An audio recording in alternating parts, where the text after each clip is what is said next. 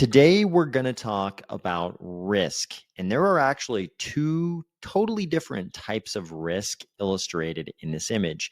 The first one is something that's going on all the time in crypto, and we're pretty familiar with it. The second type is a little bit more interesting, and it's something that is presenting itself in a very formidable way right now.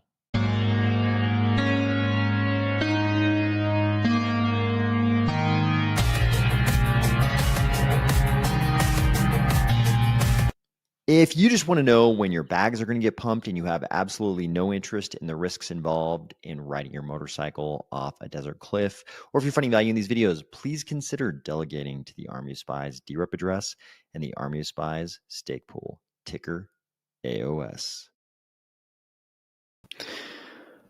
All right. Thank you for joining. I see there's a few people in the comments. Utis Fritov and J. Marie, thank you for joining, as always. And a few people watching, just out there watching. So I appreciate everybody for joining. So when I say that there are two different risks, James, B1 Ada, also in the comments, thank you for joining. When I say that there are two different risks illustrated in this image, here's what I mean. We've got this normal sort of risk. Gabriel, let's go. Thank you for jumping on. When I say there are two different types of risk in this image. The first type is something we're really familiar with. This is sort of the follow the crowd risk. And this is something all of us have seen happen. If you've been around for a couple of different cycles in crypto, you've seen this happen many, many times. And it may not be as extreme as, being in a pack of dirt bike riders and just blindly following people off a desert cliff, but it really is that stark. If you've been around for a bunch of cycles, you see these trends emerge in crypto, and you just see a huge amount of sort of emotional energy, FOMO, channeled into these trends. And if you've been around for a while, you know what's going to happen to those trends. And yet, every time there's a huge flock of people who are kind of used to feeling that safety in numbers thing. And they go where the flock goes, thinking there is safety in numbers. And a lot of the time in crypto, okay, maybe every single time, every cycle so far, it's been not like a flight of freedom. It's been like the flight of the lemmings pouring off the cliff at the end of the cycle. This is something we've seen happen many, many times in crypto. And I think it is almost as bad as this photo. It's as if you're out on a ride with a bunch of other people with dirt bikes. The leader's like, hey, bruh, let's go FOMO off that cliff. And you're like, all right, but won't we die? And he's like, no, bro. In this desert, there's a foam pit underneath the cliffs. And you're like, all right, as long as you say there's a foam pit, and there's obviously a bunch of other people in our little dirt bike pack here. So I'm obviously not going to die. So let's go. And you just kind of FOMO off the cliff because there's thousands, in the case of crypto, thousands, if not tens of thousands of people with you in this trend, maybe hundreds of thousands. I don't know what the numbers are really like right now, but we have this happen every single cycle in crypto. We saw this with all the crazy ICOs, back in 2017 and earlier. Everything was an ICO. Everybody FOMO into the ICOs. Then we saw, it's happened. I won't call out particular niches in crypto right now, but whatever trendy niche you're imagining in your head, it probably applies to that corner of crypto. I think we've all seen this happen every single cycle. Everybody FOMOs into one thing.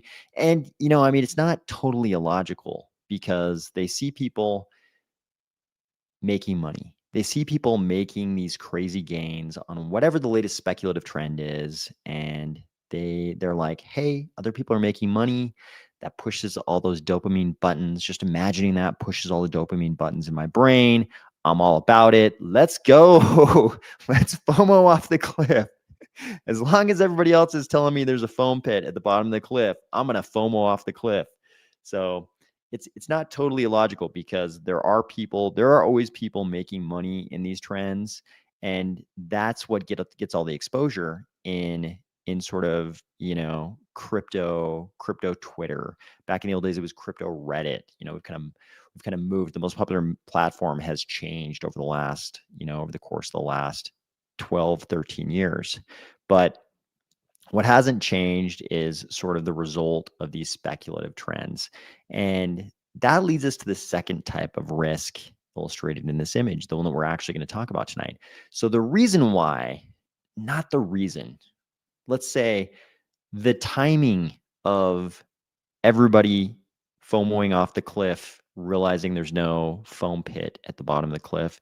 The timing of that realization really has to do with something we've seen so far in the history of crypto, and that's the 4-year cycle. And that's the second type of risk illustrated in this image. So we've got this sort of follow the crowd risk, follow the leader risk, but there's also the more literal interpretation of this, and that's the cycle going off a cliff.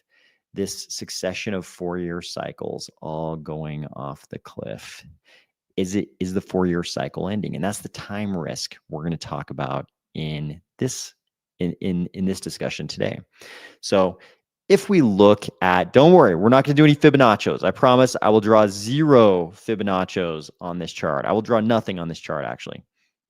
But if we look at the history of crypto, and we're going to look at Bitcoin, usually we look at the Cardano chart, but I think we all know Bitcoin is really the genesis of crypto. The genesis block of Bitcoin was the genesis of crypto.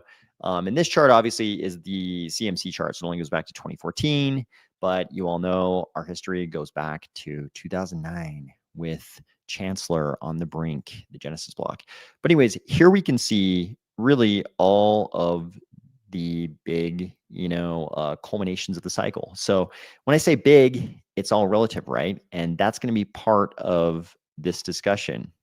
So Adam's pointing out something relevant generally, maybe not a discussion. Dude, you had a robbery force broadcast with no Vitalik impression. You must be rusty. It's true. I am rusty. There was no vitamin Butters impression. It'll all happen in time. We're getting back into the groove of it. This is all practice. This is just practice, man. We're getting back into it though. But you're right. I am rusty. But back to the discussion at hand. It's important to remember how things get blown up because the sort of exponential nature of the growth of crypto sort of blurs the details of the past. Here's what I mean by that. This was a parabolic high. This was the 2013 high. You can see here, 831, we have an open price of 135. And we got all the way up to, look at this, an open price of 1128 just on this chart. I distinctly remember back in those days, December, I believe it was December of 2013, I remember seeing 1200. That may not have been an open high, an open or a close price, but there was a 1200 price I saw while watching the order book. I can't even remember on what exchange in like December of 2013.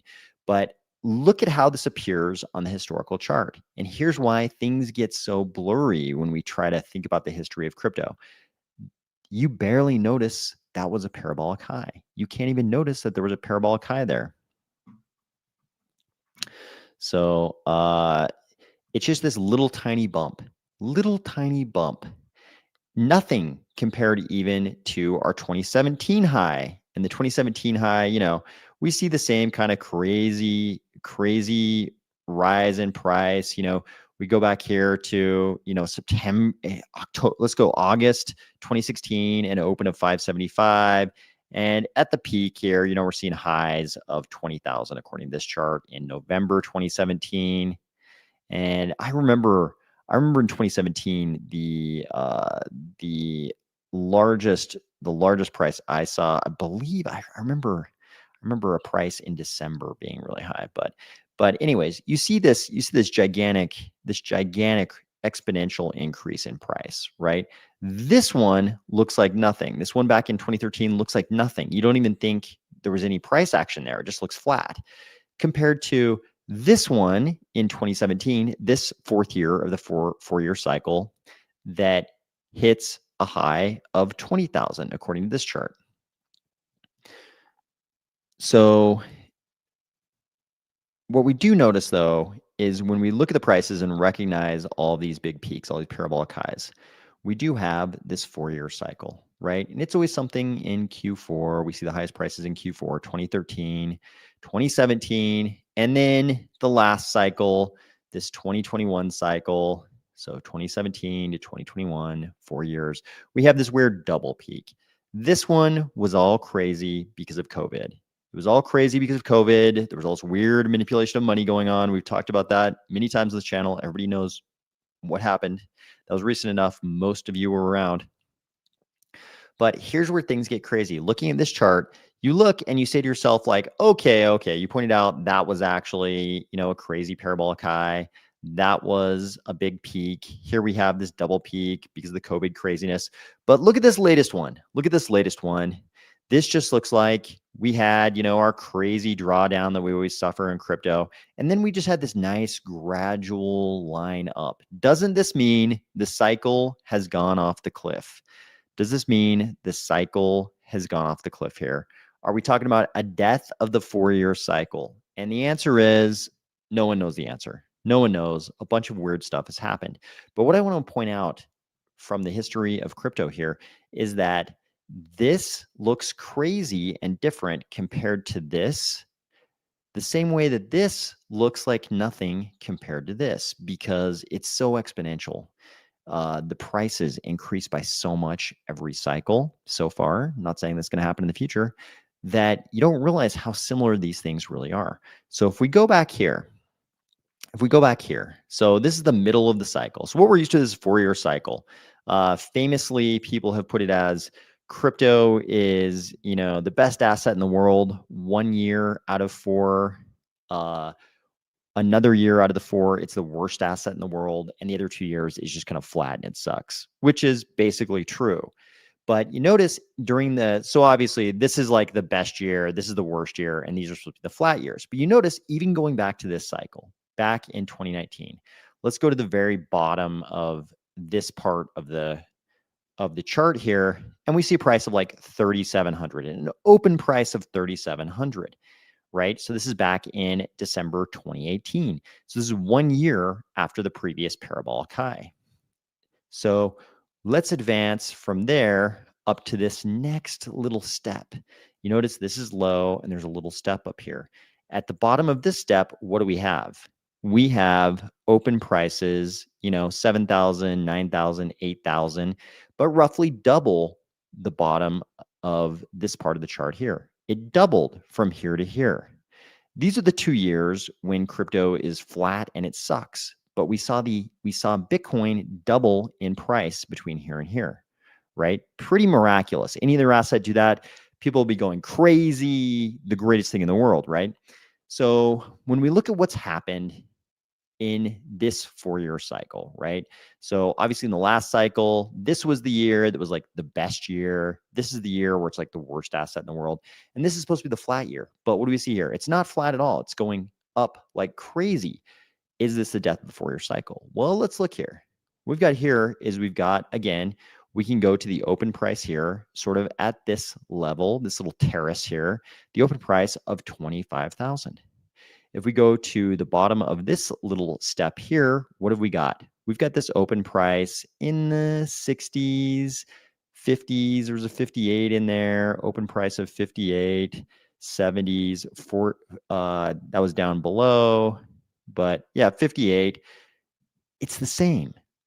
It doubled from here, 25, here to 58. We have a doubling. This is actually the same as this. It's the same thing. This looks crazy, like it's just a 45-degree slope. Like things are just gradually going up in a way they've never done before. And granted, it's not really supposed to happen. This is supposed to be one of the flat years. 2023 is year 3 of the cycle. Year 4 is when things are supposed to go crazy. So you're like, the cycle's broken. It's supposed to be flat from here to where is the end of 2023, 2024. It's supposed to be flat until about right here. That's the end of 2024, but it's not flat at all. It went up, but But actually, when you dig into the numbers, when you look at the numbers, when you zoom in, you see everybody in crypto is always telling you to zoom out. But here, when you zoom in, you see from here to here is the same thing that happened from here to here, roughly a doubling. It's not really that different. It's not really that different at all. And then what happened in the last cycle after the end of this period where it went from this step to this step, kind of stays flat, and then it goes crazy, right?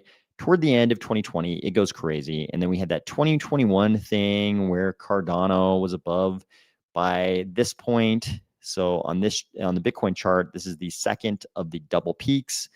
And at this point, Cardano had achieved this level above $3. So is what's happened in this cycle that different from the last cycle? Well, this part wasn't. This part was just a doubling, just like we had back here prior to the 2021 highs. So does that mean anything? Not necessarily. I will tell anyone in Cardano at any time, I don't think anybody knows what's going to happen in the markets, especially not me, but also not anybody else either. Nobody really knows. What we're hearing right now is a lot of talk. The reason why I wanted to point out that this part of the chart looks really different than this part of the chart, but actually the same thing happened. It's just that the exponential nature of the price increase makes it look drastically different, but actually exactly the same thing happened. The reason why I want to point that out is because there's a lot of talk right now, which might also be correct, even though this is deceptively the same as this. There's a lot of talk right now that might also be correct that, hey, so much institutional money has flowed into crypto that we're not going to have this 4-year cycle anymore. The 4-year cycle is dead, and we're just going to have this perma bull run that goes on forever. I would love it if that happens. If that happens, I will be so stoked. I will be so happy. I won't be complaining in any way. I'll just be super happy that that happened. We would all love it if crypto, including Cardano, would just go up forever. This would be fantastic. But it does present us with a little bit of a conundrum at the moment. And that's because there's a couple things we don't want to do. I don't think any of us want to round trip it. I don't think any of us want to, I mean, maybe you do, but I'll say I don't want to ride the Cardano train all the way to the highs and then all the way back down to the bottom. I did that last time thinking, I've talked about this on previous episodes, thinking, hey, it could go higher. Hey, I don't need to cash out right now. I can just keep all of my ADA in. I don't need to cash out that ADA. I can just keep it in. It might go higher. And what happened was it went all the way up above $3. And then we had what we've always had in crypto, that 90% drawdown, give or take, however many tens of percent you want, depending on the asset. We have these drastic drawdowns in crypto. You can see it here with Bitcoin, supposedly the most blue chip of blue chip assets in crypto. You can see gigantic drawdowns, how much 10,000 all the way down to whatever the low was down here, very low, very low. Here, we went all the way up to like 1,200, I remember on the charts. And then there were points down here where it got very, very low. I remember seeing prices under 200, down in this zone. So 1,200 to 200, huge drawdown. Here, we had the gigantic drawdown in 2021. We were all the way up in the 60,000s. Here, this chart showing a high of 68,000. We have this drawdown all the way down here. You guys remember the lows down here. So are we going to see the death of that? I don't know. We see Charles. I think Charles was on some financial broadcast the other day, expressing the viewpoint that maybe so much institutional money had come in and that we're not going to see the 4-year cycle anymore. It's possible. I'm absolutely positive that Blackstone is not going to be happy if there's a 90% drawdown. They have very sophisticated mechanisms for protecting themselves against those kinds of things. But are the kinds of institutional players who are in crypto right now, are they going to be satisfied if they see a 90% drawdown? That's going to be hard to explain to their investors. We saw Saylor do it. Saylor got in way before all of these gigantic Wall Street institutional players we're seeing right now. And Sailor, suffered some tough times. It was great. It'd be great for months on end. Things would just be going up and up and up. And then they'd be going down and down and down. I'm sure there were some interesting conversations at some of those board meetings. Sailor could get away with it, right? It's one company. But when we're talking about a BlackRock, sorry, I keep saying Blackstone, but I mean BlackRock, obviously. When we're talking about a BlackRock, when we're talking about these other institutions, who are going to issue ETFs, who have normal rank and file retail investors, this is going to be hard to explain to the people who are used to, even tech stocks, but even worse, people who are used to the S&P 500. We've seen gigantic drawdowns in the history of the equities markets. The great financial crisis was a huge drawdown, but not like in crypto. They don't see 90% drawdowns every 4 years. This is something they're not going to be used to. So we're sort of faced with this, with these two competing realities. We've got the history of crypto, that there's been this gigantic drawdown every 4 years after these gigantic parabolic highs. And then we've got this inconsistent other reality that all this institutional money is in crypto. And there are going to be, retail investors, at the end of that money trail eventually. And they're very much not used to what we're used to in crypto. So which reality will rule the day? I don't know, but there's a timing risk here in that we don't know if the 4-year cycle is going to hold true and we see a parabolic high, and the big risk is round tripping it, riding to the top and then riding all the way down without cashing out any tokens. Or if that's dead, the cycle has gone off the cliff, and now we're just going to see something that looks more like the regular equities markets, where we just have this sort of gradual run up over a long period of time, and there's not a parabolic up and down. I don't know the answer to this question, but I think it's something that we've all got to think about, because it could be either one. I don't think there's any reliable evidence. There's no data to go off that gives us any kind of a high probability basis to speculate that either one of those realities is going to be true. These markets we're doing a brand new thing here. Bringing institutional money into the crypto markets is a brand new thing that we haven't done before. This is brand new. So I think it could go either way. I don't think anybody can sort of just sit back and say, I know absolutely it's going to go in this direction or the other direction. I don't think anybody knows. So I wanted to put that out there, because I think this is a real risk. If your only strategy is don't round trip it, it could turn out to be the other reality, where we no longer have a 4-year cycle. If your only strategy is institutional money means the death of the 4-year cycle, that might also not be true. This might actually be business as usual, and it's just the 4-year cycle like normal. Maybe the 4-year cycle becomes a 5-year cycle. That's kind of why I made the 2025 versus 2026 video the other night, because we don't know if the fourth year cycle becomes the 4th and 5th year of what now becomes a 5th-year cycle. We just don't know at this point. So I think there's some timing risk here. Everybody, I don't have any advice. Like normal, like usual, I don't have any financial advice for anyone under any circumstances, because I don't know, and I don't think anybody else knows. But I think these are things that everybody's going to be thinking about. Is the 4-year cycle dying? Is it not? I don't think we have good evidence either way. I don't think anybody can really know what the answer to that question is, but it's something that everybody should be thinking about. Okay, on to, depending on what ecosystem you're in, fun or very not fun things.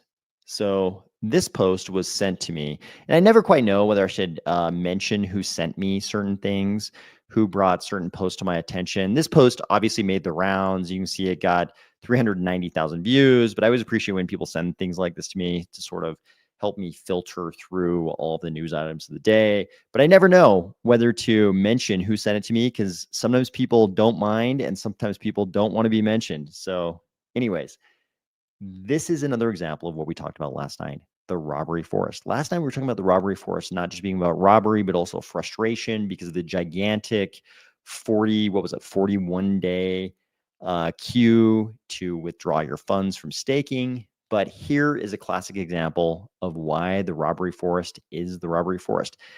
Tonight, I was hacked for over 900,000 USD. Both my ERC20 and Phantom wallets got drained simultaneously, a huge blow that I don't think I will recover from. Exactly. Horrible. Julio7, I've adopted much lingo from AOS, lobster traps, rubber forest, Fibonacci's, fiat mining. Yeah, I think I'm probably not the first person to mention any of, okay, maybe some of those I was the first person, but not all of them. Definitely a lot of people were talking about fiat mining before I was, but the robbery forest, however it became the robbery forest, it is certainly alive and well. This guy lost almost $1 million. He's not saying 900,000 tokens at whatever, 0.0001 value. He's saying 900,000 USD. This guy lost $1 million. And of course, it happened in the robbery forest. Both my ERC20 and Phantom wallets got drained simultaneously. So this was in a hot wallet. He didn't have this on his hardware wallet. And now's the time when everybody needs to remember, put your assets on your hardware wallet. Don't keep like $1 million in your software wallet. Do not keep this in crypto. We're so far, sometimes we're so far in the echo chamber. It's hard to forget really common sense stuff. Like, don't keep $1 million worth of anything on your laptop. Before crypto, that would have been common sense. Nobody would have said like, hey, I'm gonna try to hide $1 million in my laptop. But now it's something we actually have to say because it's so commonplace. This guy is not the only person in the world with, $900,000+ in his laptop. In a couple of months, who knows? That may be well over $1 million. But he's not the only one. There are many, many people out there with over $1 million not on a hardware wallet. Huge mistake.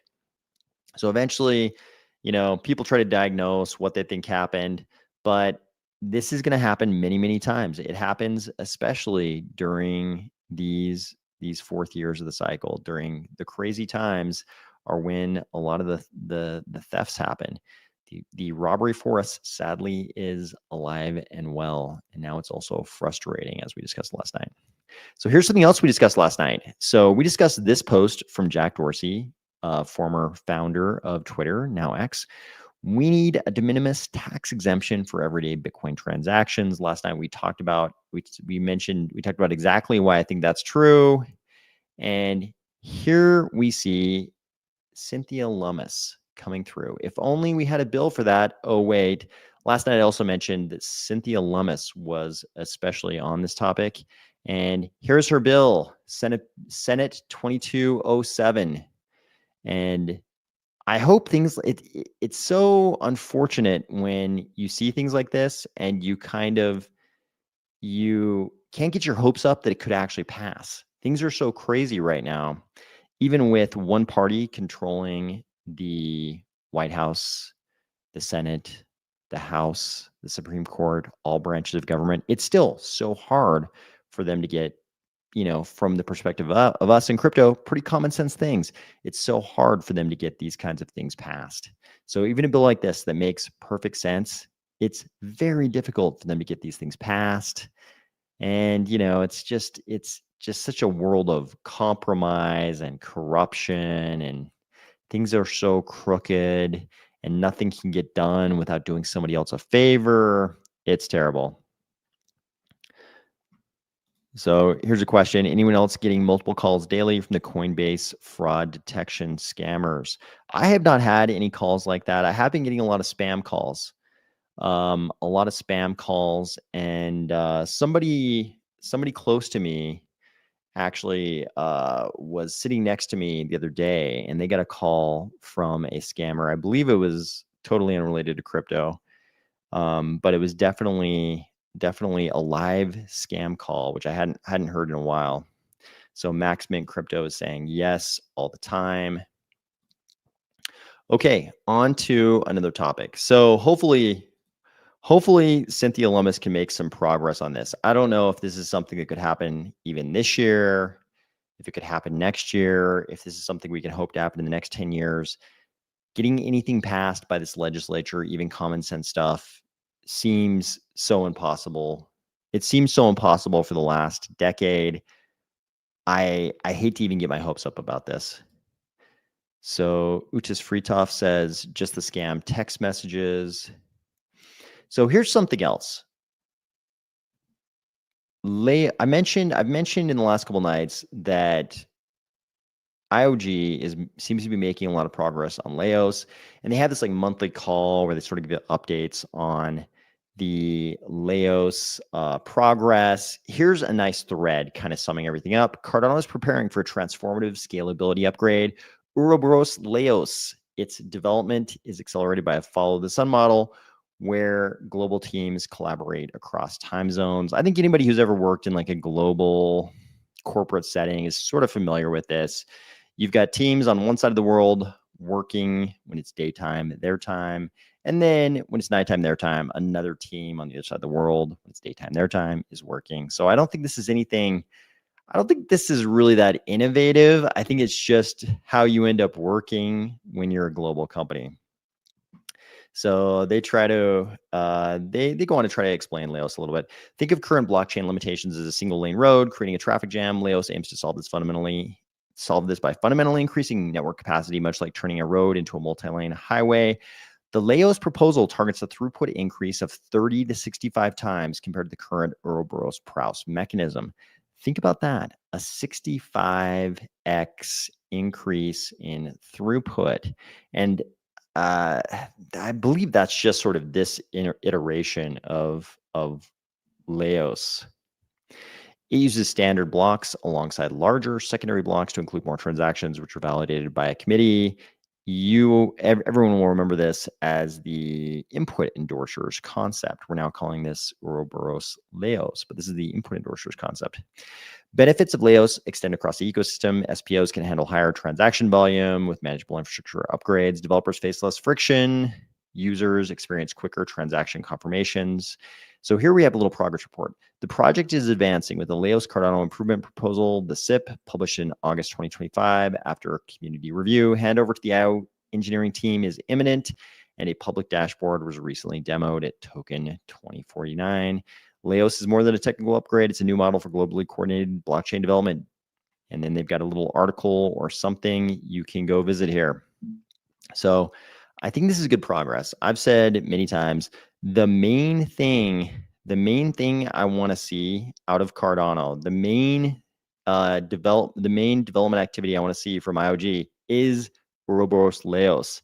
I think this is the most important thing going on in Cardano. Joe Davidson, did I miss you playing cornucopias? No, I don't have a PC. I've never had a PC in my personal life in the last probably 20 years. So I don't have a PC, so I cannot play cornucopias. But maybe I'll jump on. Maybe we'll do something. I'll just put it that way. We'll do something.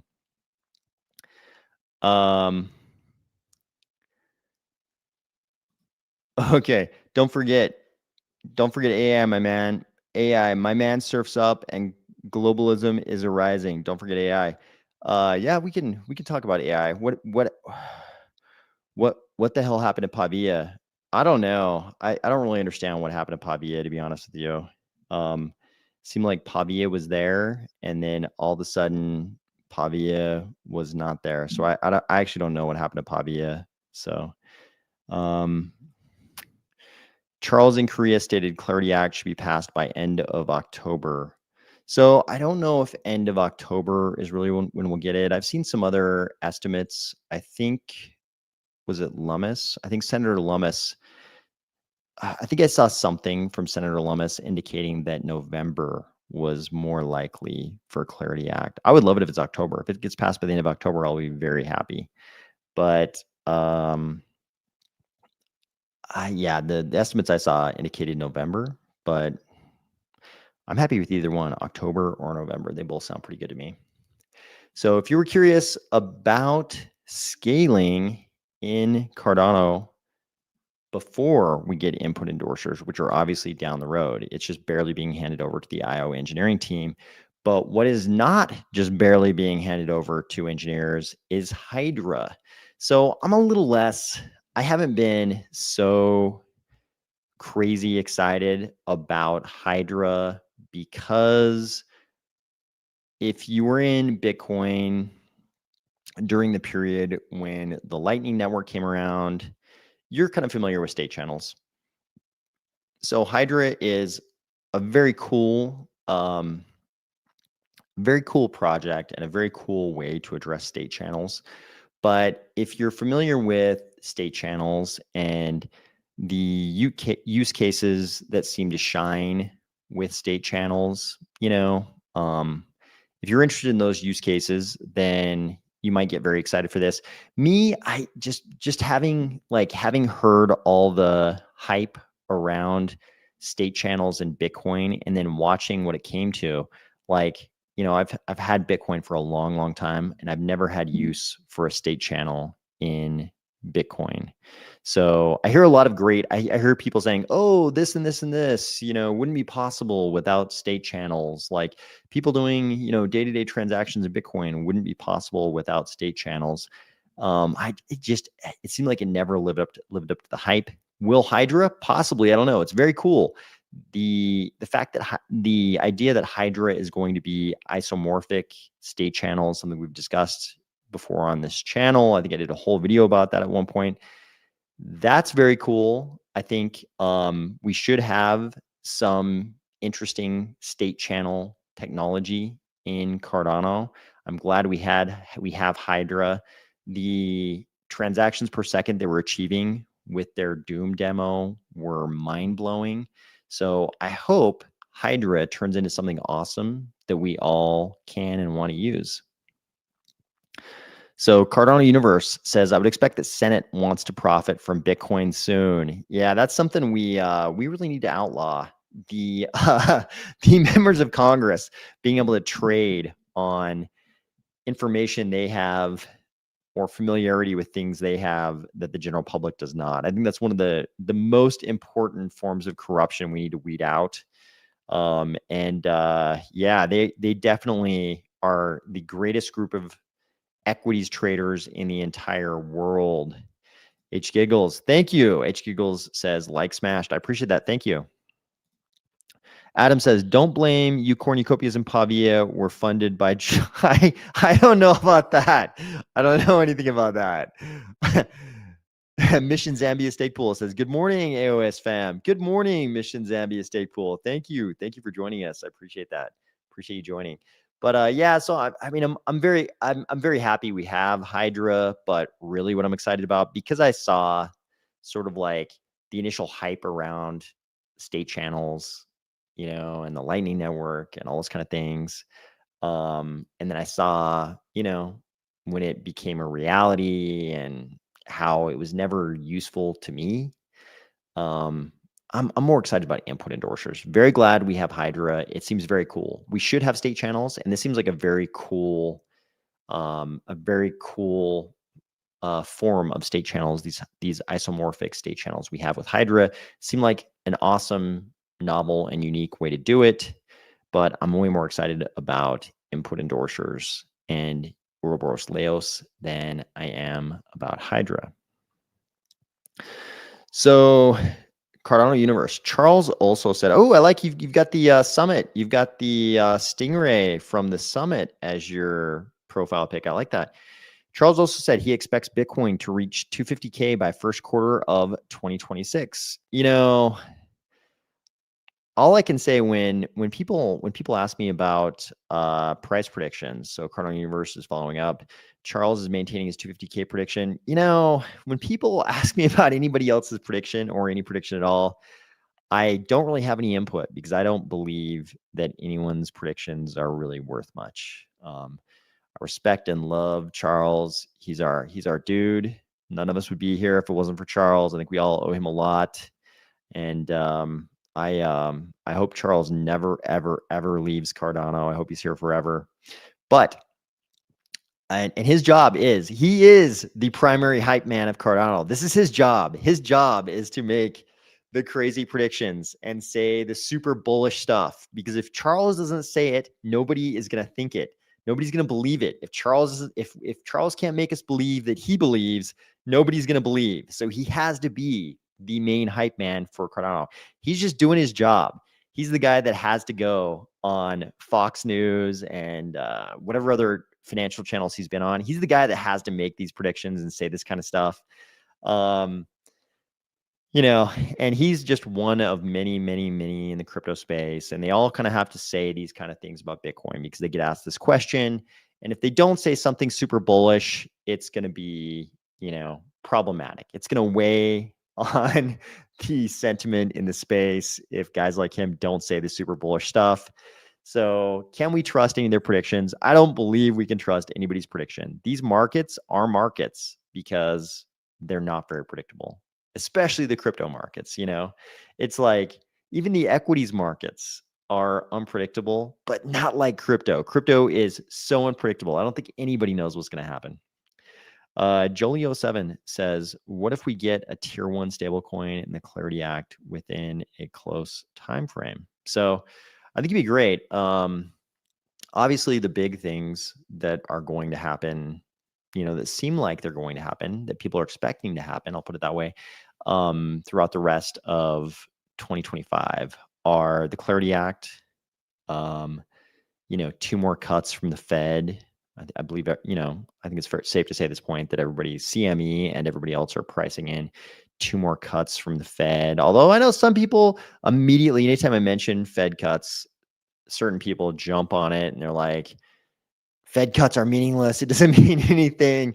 I think it does have an effect on sentiment. People believe it's bullish, so it becomes bullish. Mechanically, should that be the case? That's a totally separate question. But how people perceive things in markets are probably just as important as what those things actually mean. So I think it is important, even if it shouldn't be important. If Cardano gets a tier 1 stablecoin, so I have kind of a contrarian take on this, but I don't know if the inclusion of a tier 1 stablecoin in Cardano, if the impact of that is as predictable as people think it is. People think we get a tier 1 stablecoin and everything will immediately go nuts. So here are the questions I would ask. I think you can point to certain ecosystems, and certainly there are a ton of ecosystems that have tier 1 stablecoin inclusion, and they have much larger TVLs. I think TVL sucks as a concept.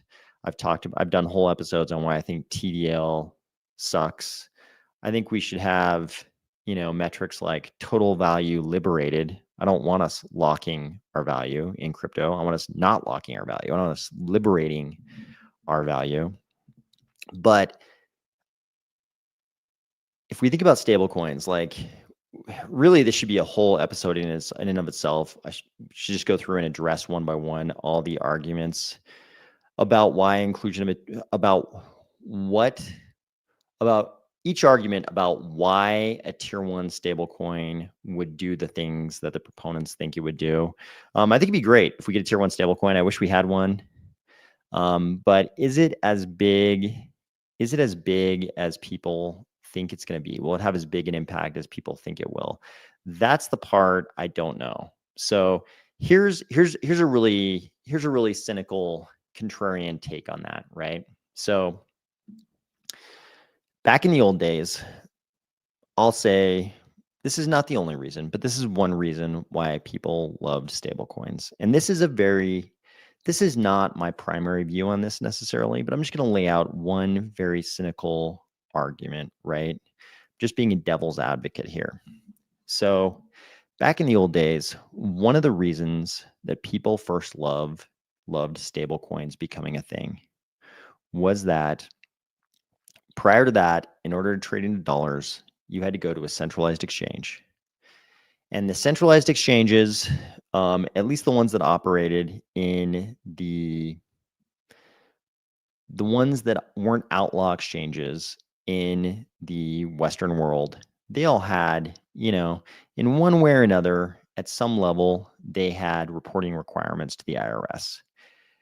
If they were in North America, especially, like if there were no stable coins and every time you wanted to trade into dollars, you had to go to Coinbase. So we know that Coinbase, the IRS has gone to Coinbase and it's gotten the names of users in the past, because I can't remember what year it was. It was like 2016, 2017, 2018, something like that. I remember. So I won't say Coinbase. I'll say the IRS has been in communication with centralized exchanges. Let's not even say it's Coinbase, but let's just say the IRS has been in communication with centralized exchanges. Because I remember back in the day, there was a big article published and the IRS pointed out, so I had paid taxes that year. I've always paid taxes on all of my crypto gains. Anytime I sold crypto and there was a gain involved, or anytime I made, crypto, I was paid in crypto something. I've always paid taxes on it. So I remember there was this year back in, like, I can't remember if it was 2015, 2016, 2017, something like that. Might have been 2014, but I paid taxes on my crypto. And then the following calendar year, at one point, the IRS came out with a statement that there were only like 400 of us who had paid taxes on crypto to the IRS. And they were talking about how they were talking to exchanges and trying to find out what the actual number was. But it was very obvious. I felt like at the time I knew more than 400 people who had made money on crypto that year. Like, I almost felt like, obviously I'm exaggerating, but I almost felt like I could name more than 400 people who made money on crypto that year. And yet I was one of only like 400 people. I know this sounds like an impossible number, even going back 10 years like that. But swear to God, there were only like 400 of us, 600, 400, 500, something like that. But there was a very small number of people who paid taxes on their crypto that year, and I was one of them. And the IRS was talking about how they were communicating with centralized exchanges, trying to figure out if this was like 0.1% of the people who should have paid taxes, or if it was like 1%. But they knew, even at the time, that everybody was skirting the tax laws. And the really obvious big, and again, this is a cynical, contrarian take here, but a really big utility of stablecoins was it made it much easier to not create a paper trail when you were constantly trading and you weren't going to pay taxes on your crypto. I always did. I was one of those 400. And yet I knew a million other people who were constantly telling me about their trading activities, and none of them were paying taxes. None of those people, I mean, I didn't ask them at the end of the year, like, hey, did you pay your taxes? But it was very obvious to me that those people weren't going to pay their taxes. And it's a lot easier if they had stable coins. If they could just trade into Tether and not have to touch Coinbase or Kraken or any other exchange or Bitfinex, Bitfinex, not domiciled in North America. So that's its own story. But or Binance, same thing, not originally not domiciled in North America, but not having to touching those centralized exchanges. That was a big utility of stable coins. Now it's a different world. I don't think we're no longer in this like 2015 world where everybody but 400 of us could get away with not paying taxes. I don't know if we live in that same world. So I still know people who seem to be trading like crazy, and like they would have like thousands and thousands of trades at the end of the year if they reported all of their trading activity and all those events where they saw appreciation in their assets. And I don't hear those people complaining about their gigantic tax bills at the end of the year from some accountant having to make sense of all their ridiculous trades. So I think that's going on too, but I don't know. I don't know if I think obviously we have fewer IRS agents now. I think there was a reduction in the number of IRS agents, but I without that utility, it is way more convenient. It's way more convenient, and there's obviously you can't do certain things. A lot of the things people want to do on DEXs and otherwise without stable coins, like obviously you had to go to a centralized exchange and trade into actual USD on a centralized exchange. It's not at all the same activity as doing that with a stable coin on the DEX. But I have a strange feeling if everybody was actually paying their taxes on every taxable event they experienced with stable coins, if the IRS was able to monitor that, and that's coming eventually. There's going to be full sort of tax monitoring of all of our DeFi platforms. One way or another, that's going to happen. At least all the non-outlaw ones, all these name brand dexes we all know and love that are based in the Western world. Eventually, those are going to be brought under the umbrella of the tax authorities, and that might change the utility of stablecoins a little bit. That's all I'm saying. Cardano Universe says word. There wasn't, okay. Jolie says there wasn't a rate cut for the 2017 bull. Cardano Universe, 2 rate cuts this year. Yeah, I mean that's what everybody's sort of pricing in. That's what the Fed is talking about. That's what CME is pricing in. Accelerate profits. Oh, and an ETF plus Leos. Bada bing. Yeah, that sounds pretty good, doesn't it? Liam, primary hype man. Yes, Charles is definitely the primary hype man of, he's many things. He's not just that, he's many things, but he is definitely the primary hype man for Cardano. I don't know who else it could be. It's definitely Charles. It should really, I mean, it's really going back to the comment. It's really us Cardano focused YouTubers are sort of letting down the community. It should be one of us who is the primary hype man, but it's really Charles, who is himself a Cardano YouTuber. So, but he's definitely the one. Ed, good to see you. Thank you for being here. 2 more rate cuts, ETFs, clarity. I hope so. I hope all those things happen. Nothing's guaranteed, but you know, it's kind of looking like those things are going to happen. Mission Zambia Stake Pool. I think if we really want Cardano to be something we each have to do our part to gain adoption without users, we can have the best, most ethically right platform, and we'll follow Betamax. We certainly do not want to be Betamax. That's true. For those of you who are too young to understand the reference, VHS, actually, some of you are too young to know what VHS was. Okay, video cassettes. There were video cassettes at one point back in the Blockbuster days and prior.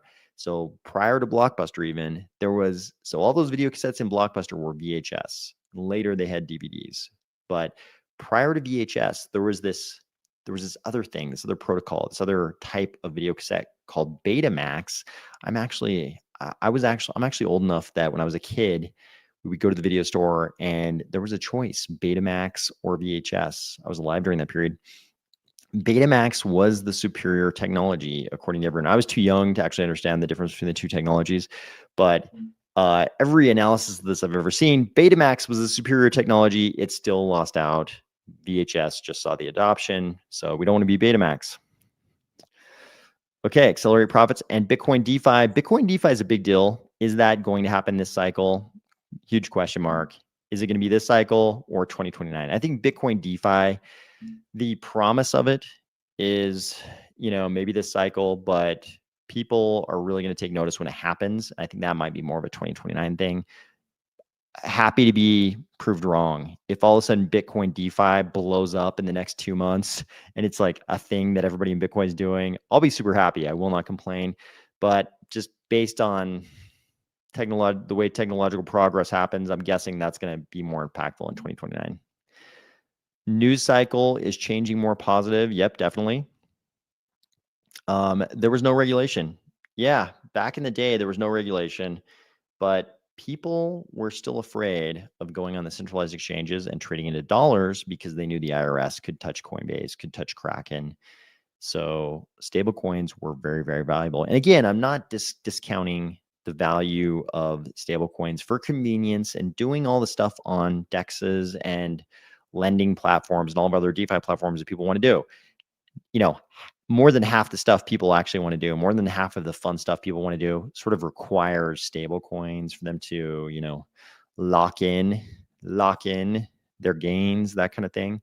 Many other reasons, but you know, not having to touch a centralized exchange for tax reasons is a big part of that. Not for me, obviously, because I've always paid my taxes, but I think you'd find a lot of these guys on Crypto X talking about, you know, their massive trading programs. A lot of those guys are not actually paying taxes. I know somebody close to me did just kind of like a normal number of trades. Like they just kind of traded without thinking about taxes for a full year. And then they went to do their taxes, and actually doing your taxes when you trade that much, just on DeFi platforms, just doing your taxes is such a gigantic burden. This person ended up hiring an accountant who was good at crypto stuff, and the amount they had to pay that person was ridiculous. So a huge number of the dudes you see on X talking about all their trading activities, they are not really paying their taxes the way they're supposed to. I'll just throw that out there. They're not doing that, and that's not going to last forever. The IRS is going to get sophisticated enough to figure out what those guys are up to. So I'm just saying the value of stablecoins might change at that point. Stablecoins are still going to be very valuable, but that is maybe an overlooked component of that. Okay. AOS. So assuming we get a bull run this cycle, are you converting to fiat or stables? I have to assume stable yields are going to be crazy this cycle. So, okay. So I've said many, many times, I'm not going to round trip it. It depends. It depends on what's going on, mainly regulation wise. It depends on what's going on, but I don't exactly, back in the old days, we couldn't trust stables. When Tether was the only notable stable, there were a lot of questions around Tether. Obviously, that doesn't apply in the same way anymore. But there were a lot of people saying that Tether did not have the assets to back up the value that a lot of people were assuming they did.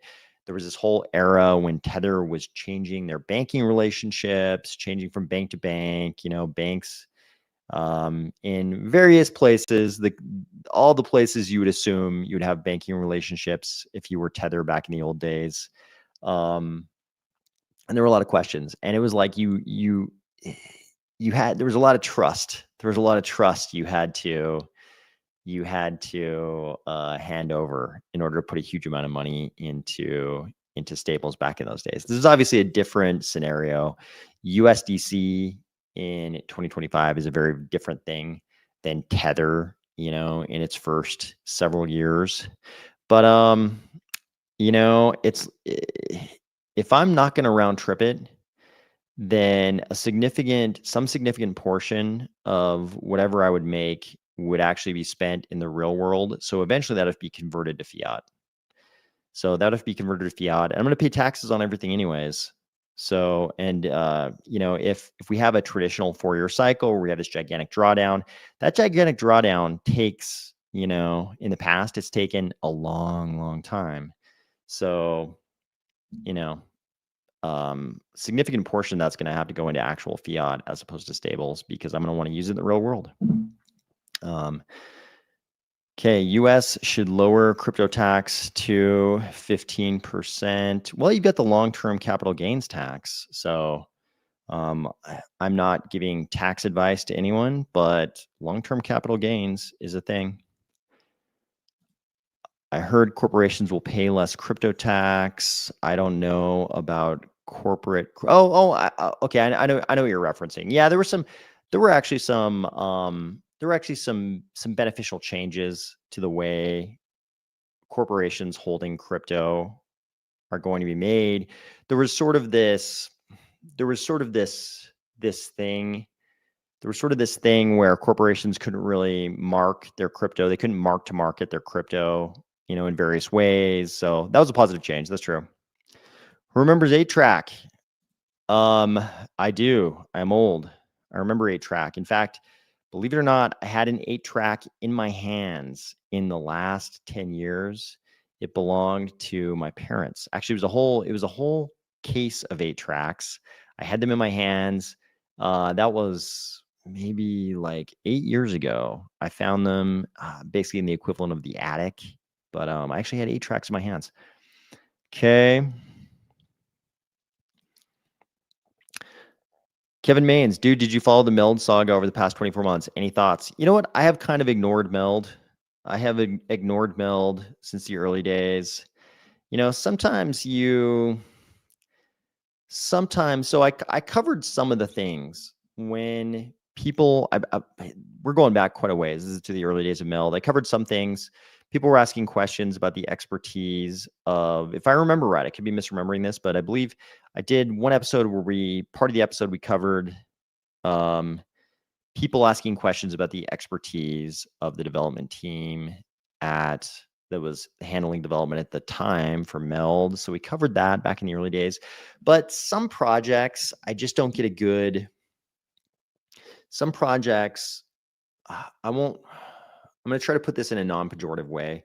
Some projects, I watch the founders of the project. They all kind of do their public pitches where they're jumping on various podcasts or, doing videos, interviews, things like that. And these days, people do a lot of X Spaces, but back in the old days, it was a lot of like video interviews. And if I, it takes a lot to persuade me to be interested in a project, especially when if there's not a lot of extraction going on, if the project is not very extractive of the community, if they're not selling a ton of tokens or selling people NFTs or something like that, then the bar is a lot lower for me to be interested. But if there's a lot of extraction going on, if they're being very extractive of the Cardano community, the bar for me to be interested in what they're doing is very high. And I'll say with Meld, I was not persuaded to be interested. So I largely didn't pay much attention to Meld because what I saw did not persuade me to be interested. I'm trying to put this in a very non-pejorative way. But that's the way I would characterize that. I was not interested enough to follow the Meld saga after the initial period because I was not persuaded enough to be interested. And there was some extraction going on. I'll just say there was some extraction. And, I think, it's like projects have to extract some value, but, it wasn't like a project where there was zero extraction going on. So I'll put it that way. Cardano Universe says, here will be a point when markets will go nuts like in 2021. It's human nature, if you will, like a feeding frenzy. We'll see. We'll see. I wouldn't mind if markets go nuts.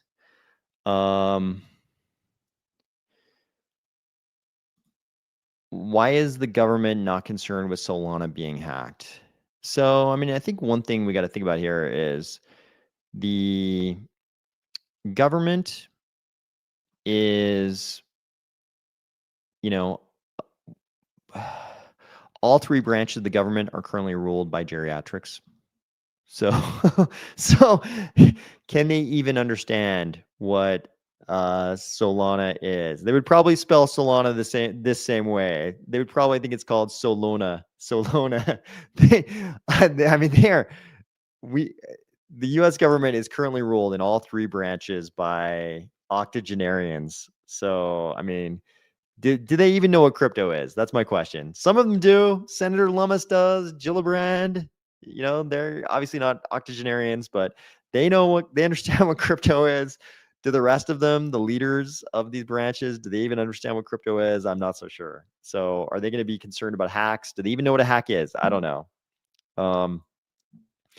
Why are investment institutions trying to stake Ethereum? So I went over this in the last couple of nights, talked about this a little bit, actually quite a bit.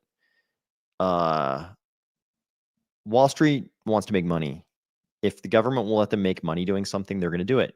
Think back to the last gigantic crash, the gigantic financial crisis we had here. What is it? 15 years ago. It's like the amount of risk taking was insane. And it was because they were allowed to. We already know Wall Street, if there's a way to make money, they will take all the risks. So staking Ethereum, if they're allowed to, they're going to do it. Of course, if there's money to be made, they will do it. So, hey OS, a brief insight on how market makers manipulate positions, prices. So we've talked in the past about things like minor extractable value, sandwich attacks, all those kind of things. I don't know how. So I don't want this to become a DeFi centric channel because I don't want to turn people into DeFi degens. So there's a lot of interesting stuff here on sort of like the corruption front. Like I think it is worth shedding a light on manipulative, corrupt practices that, and even there are ethical questions there. What is corrupt? What is unethical?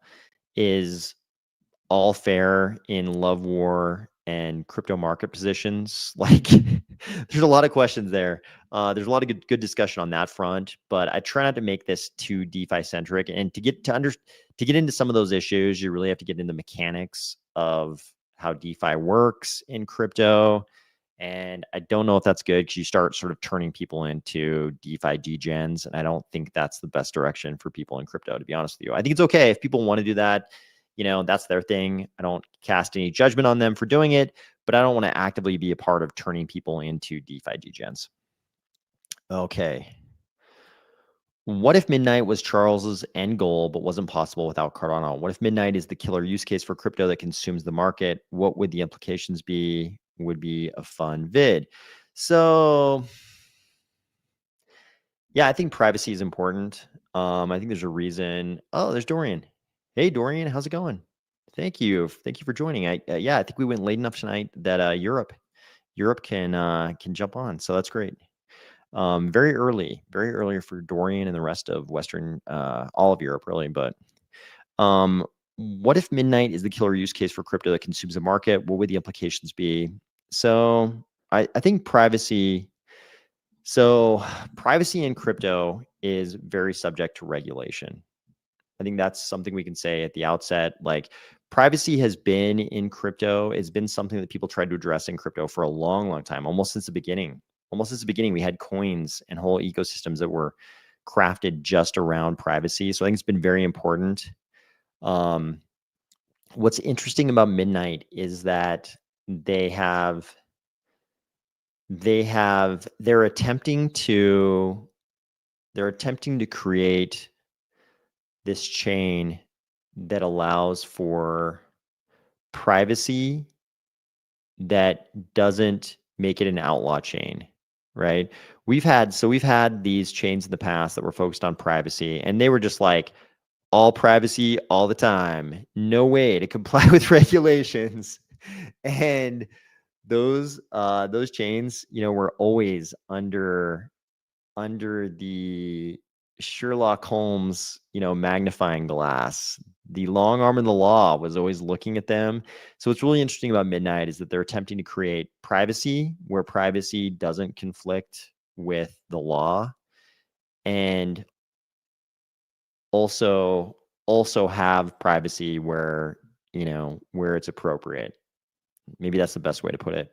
So, is that the killer use case for crypto? We're going to find out. The beautiful part is they built it. IOG and Charles built it. So we're going to find out. And they were good enough to let us in Cardano be a part of it, which, I mean, let's face it, Charles would have faced a lot of grief if he hadn't, but it's working out great. Cardano gets to be a part of it. We get to see if it works. If it doesn't, we all got a free airdrop. If it works, we all got a free airdrop. So it's a good deal for us, and we're gonna get to find out how it goes down. So Cardano Universe, Ethereum announced it will create privacy clusters. Hey, Dorian, what time is it for you right now? What time in the morning is it for you? You can just give a rough, if you don't want to pinpoint your exact location, you can just give a rough figure. I think it's pretty early in the morning for you though, right? It's pretty early in the morning in Europe. But I'm glad to see Dorian's on. Ethereum announced it will create privacy clusters. Yeah, I mean, I think they have to. I think they have to go in the direction of privacy if Cardano is. If privacy is going to be a big thing in crypto, I think they have to go in the direction of privacy. What I would say is that the Ethereum Foundation, I'm not. When I think about the Ethereum Foundation and what they've been good at, what they've done, executed very, very well, I would say if I was a competitor in the privacy space in crypto, I would not be shivering with fear. Let me put it that way. they watching Ethereum since I remember the Ethereum ICO. I almost bought Ethereum in the Ethereum ICO, and then I bought it shortly after. So I've watched Ethereum be a thing for its entire life, and watching the way, watching the recent history of Ethereum, I would not be shivering in fear if I was a competitor of Ethereum on the privacy front. Recently, Charles stated that we are behind in DeFi compared to Solana. So we're behind in DeFi. behind a lot of chains in DeFi. What did he mean by that? My understanding is we are the most decentralized. So yeah, I mean, you make a good point, Pistons pressure. So, I mean, largely people are talking about TVL, total value locked. But decentralization is in the goddamn name of DeFi. It's in the name. DeFi, decentralized finance. So it's not decentralized. Is it really DeFi? So I think you make a good point there. I thought Meld was going to deliver when they acquired all their banking licenses. Then they rugged. I don't know. I was totally uninterested, so I didn't even follow. I didn't even follow Meld at the end because I was not persuaded to pay attention to Meld. I'll put it that way. That's the least pejorative way I can put it. Ethereum has been copying Cardano for years. That's true. They've been showing up. Oh, glad to hear it, Dorian. Glad to hear it, man. No doubt. This is the genius of Charles, planning for regulation. I think he's done this better than any other blockchain. And Midnight might turn out to be the crowning achievement there. We'll see. We're gonna get to find out. Joining from the Philippines. Thank you, BlueBee14. Thank you for joining from the Philippines. Oh, it's me. Hey, BlueBee14. I just came from Philippines. A bit strict trading crypto there. Okay, good to know. Yeah, see, it's early. 6:28 over here where Dorian is. That's quite. Yep, I was just about to say quite early, and his follow post was quite early. Yeah. Davey770, longtime viewer. Glad you're still kicking. Thank you for saying that. I appreciate it. Yep, Dolph B Wolf says 6:30 a.m. in Belgium. Thank you guys for joining so early. I appreciate that. BlueBee14 in the Philippines says, I only hold BTC and ADA, no trading, but it would be easy enough using Binance or PDAX. Yeah, I mean, that's the beauty of the web, right? Is like, you can trade. Sometimes we have to trade, sometimes from some jurisdictions, you even have to trade with VPNs, but VPNs do exist. So let me ask everybody a question. So in the past, I've always noticed that Friday, Saturday, Sunday, people are out doing other things. It's usually anytime I've done a video on Fridays, Saturdays, Sundays. If it's early enough on Friday, people might watch like at work, depending on the time zone. But, Friday night, all of Saturday, and the early part of Sunday, sometimes Sunday or evenings work, but Friday night and all of Saturday, it's usually people are out doing other things. Would you say that's true for you guys? I definitely get the impression that's a time when it's probably less profitable. And I mean profitable for all of us, not in a monetary sense, but it's probably less efficient to do videos on those days. Jolio7 says weekdays only. Sunday evening is home time. Yeah, weekdays. I kind of think, it seems like Fridays and Saturdays. So, unless people tell me that they think Friday nights and Saturdays are a great time to do videos, I'm considering not doing any videos on Friday, Saturday, Sunday night. When you say Sunday evening is home time, you mean home time like you would be home and you would want to watch videos, or home time like you're doing things at home with your family? Okay, Gabriel is saying the same thing. Sunday is usually family day. Okay, so yeah, it's probably not good. If Sunday is family day, it's probably not good to distract people from family time. Okay, so maybe Friday, Saturday, maybe Saturday, Sunday we won't do videos. Ocean Wi-Fi says yes, less effective for you to do on weekends, I would think. Yeah, I kind of think so too. So probably I'll take a break on, definitely not Friday night. People are out doing things. Saturday, people are doing things. Sunday night, I don't want to distract people from family time. So maybe I'll try to do a video like earlier on Fridays if I can. If there's some, okay. Yep, Cardano Universe says Friday and Saturday is busy. Dorian says you should also have some time off. Thank you. I appreciate that, Dorian. Yeah, I think you're right. The people around me would definitely appreciate that. Okay, so probably no videos on Saturday. Sunday, I don't want to distract people from the family time.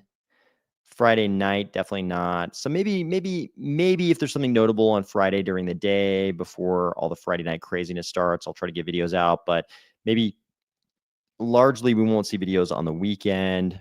But in any case, it's getting late and it's very early in Europe. So, and in Africa. So I will let people go. Do you plan on going? Okay, I'll answer this last question. Do you plan on going to the next conference? Going to conferences is kind of a problem because I'm very serious about my anonymity. I have gone to Cardano events in the past, and what happened in the past is I would end up in conversations where people were talking about me without knowing they're talking about me, which is fine, which is totally fine. I would just kind of play along, but I like overheard conversations and ended up in conversations about my channel without people realizing that they were talking to me. And I actually had somebody once recognize my voice. So it's kind of a problem. And that was when I hadn't done as many videos. Now I've done over 700 videos. People have heard my voice millions of times at this point. So it's kind of a problem. Going to a conference is kind of a problem. So anyways, probably no videos on the weekend. If something notable happens on Friday and I'm like, this is really important news, this should be discussed, then maybe I'll try to kick out videos on Friday during the day before the Friday night craziness begins. Get Jack drunk again. Oh my God. They're they're talking about somebody who's been on Adam's talking about somebody who's been on videos with me. I think he goes by his first name now. But I'd have to check if he's currently going by his first name. But yes, that person did get drunk on a video with me. That would be fun. I would like to see that person again. I'm not sure if he's going by his real name right now, so I won't say who it is, but Dorian, hope you have a great day too. For me, it's yeah, for you, it's gonna be an actual day, actual Friday. For me, it's gonna be nighttime. But yeah, thank you. Thank you for watching, Dorian. I appreciate that. Mission Zambia, I appreciate it. Appreciate it very much. Yeah, so anyways, probably there won't be videos on the weekend. If something notable happens on the early side of tomorrow and I think people might be able to watch, then I'll, consider kicking out episodes on Friday kind of early, but it's looking like probably trending towards taking the weekends off. In that case, I hope everybody has a fantastic weekend. I hope you get out and do something fun. If you're in the Northern Hemisphere where we are, sort of in the middle of autumn, if you're in the Northern Hemisphere and winter is approaching, I hope you're getting outside. If you still have good weather, hope you're getting outside, enjoying all the good weather before it gets real cold in the Northern Hemisphere. If you're in the Southern Hemisphere, what is it? Spring? Is it spring for you guys down there? I hope you're looking forward to a great summer if you're in the Southern Hemisphere. But I hope everybody has a great weekend, and I will talk to you soon.